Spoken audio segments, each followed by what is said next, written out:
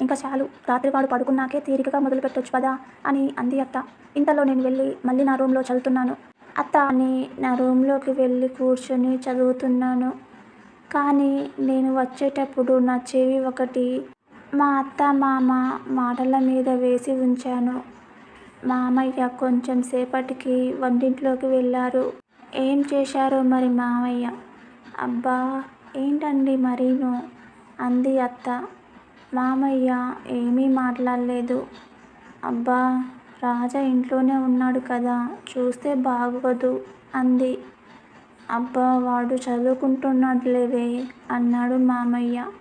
చిన్న గొంతుతో అత్త మత్తుగా మూలిగింది. అబ్బా చెప్తుంటే వినరు కదా అని.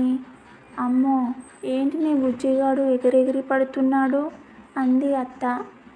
నీ బుజ్జిలో పెట్టి ఆడించమని తెగ గోల చేస్తున్నాడు అన్నారు మామయ్య.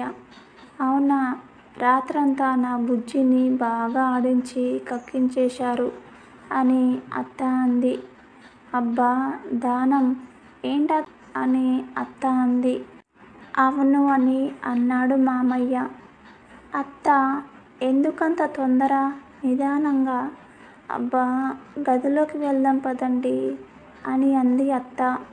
మామయ్య సరే పద, నిన్ను ఒక పట్టు పట్టాల్సిందే అని అన్నాడు. అబ్బా లొంగి సర్చేసుకోండి అంది. మామయ్య ముందు నేను వెళ్తాను, తర్వాత నువ్వు వచ్చేయి అని అన్నాడు. అత్త సరే అని చెప్పింది. మామయ్య నేను చదువుకుంటున్న గదిలోకి వచ్చి అలా చదువుకో అని ఇంకో గదిలోకి వెళ్ళిపోయారు.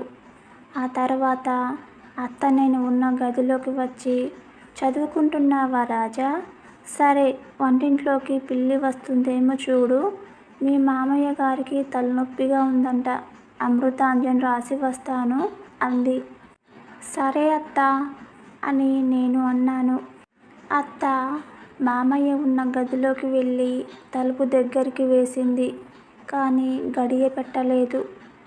మరి నా ముందే గడియ పెట్టుకుంటే బాగోదనిపించిందేమో. వాళ్ళిద్దరూ ఆ గదిలోకి వెళ్ళిన దగ్గర నుంచి నాలో ఏదో తెలియని అలజడి. వెళ్దామా వద్దా, వెళ్దామా వద్దా అని బాగా ఆలోచించి ఆఖరికి మనం ఎప్పటినుంచో చూడాలనుకునే అత్త మామ ఆట కనిపించే అవకాశం వస్తే ఎందుకు వద్దు అనిపిస్తుంది. ఇలాంటి అవకాశం మళ్ళీ వస్తుందో రాదో. వీళ్ళు ఎప్పుడు లోపల గడియ పెట్టుకొని చేసుకునేవాళ్ళు. ఈరోజు గడియ కూడా పెట్టలేదు.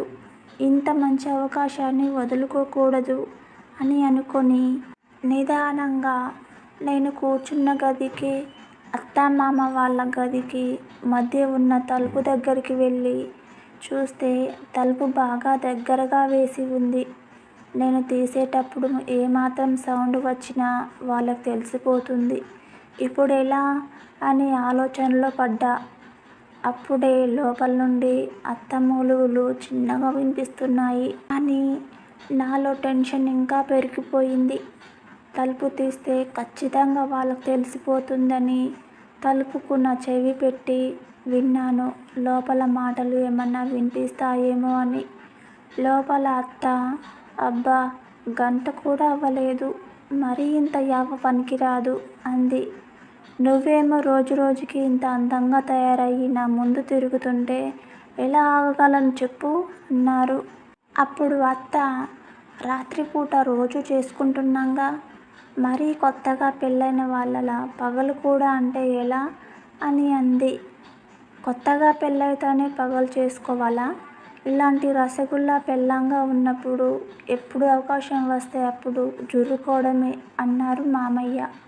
అబ్బో గొప్పోలే, మరి పిల్లాడు ఇంటిలో ఉన్నాడని కూడా లేకుండా ఇద్దరం ఇలా గదిలో దూరడం నాకు ఏదోలా ఉందండి. అబ్బా వాడు చిన్నపిల్లాడు కదే, ఇవేమీ పట్టించుకోలే అన్నారు మామయ్య. మరీ పట్టపగలు ఇలా గదిలోకి దూరితే తెలుసుకోలేనంత చిన్నపిల్లాడేం కాదు నీ అల్లుడు అని అంది అత్త. కోరిక వస్తే ఇంకేమీ ఆలోచించవా? ఇందాక వంటింట్లో ఏంటి అలా లంగా ఎత్తేశావు?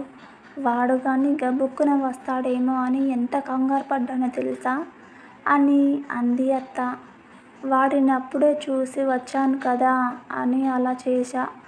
అయినా నీ అందం చూస్తే ఎక్కడ కుదిరితే అక్కడ నీకు ఎత్తాలనిపిస్తుందే అని అన్నారు మామయ్య. ఛీ, మరీ మళ్ళీ రాత్రి అయ్యే వరకు ఇలా నన్ను గదిలోకి పిలవద్దు.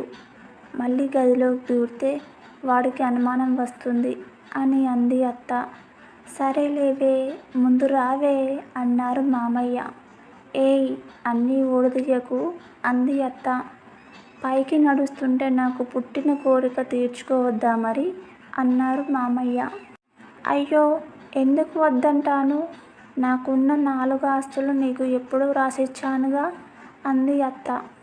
4 ఆస్తులేంటే అన్నారు మామయ్య. ఏదో గుసగుసగా అంది అత్త. మామయ్య పకపక నవ్వి, నువ్వు మామూలు దానివి కాదే అన్నారు. మరి కాదా? 4 ఆస్తుల్ని పెట్టి కొల్లగొడుతూనే ఉంటావుగా రోజు అంది అత్త.